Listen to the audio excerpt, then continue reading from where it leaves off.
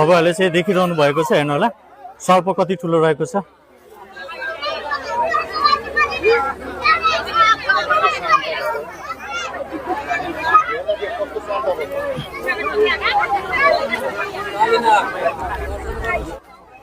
ल ठीक छ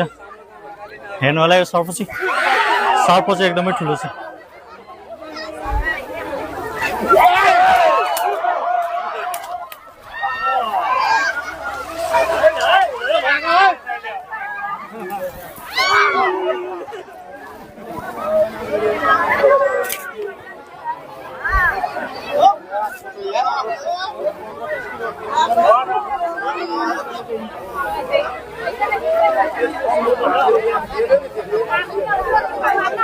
यो चाहिँ हेर्नु होला यो चाहिँ किङ कोब्रा सर्प हो र सर्प चाहिँ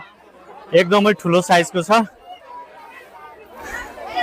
र यो सर्प चाहिँ मोटामोटी 12-15 वर्ष भन्दा माथिको भइसकेको छ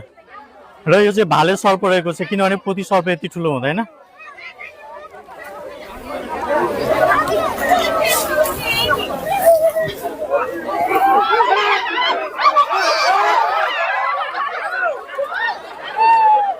भाग्नु न उता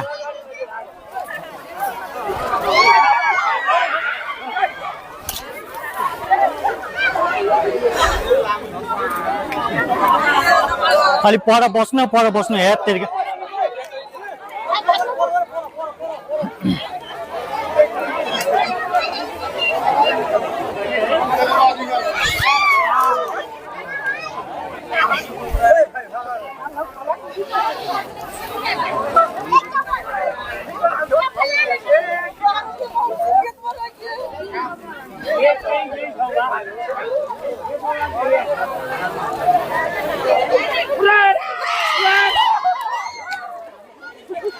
र तपाईले देखिहाल्नु भयो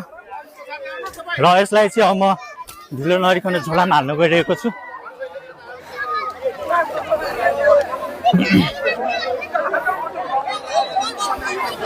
ए भाइ भाइ त्यो झोला देऊ न झोला त्यो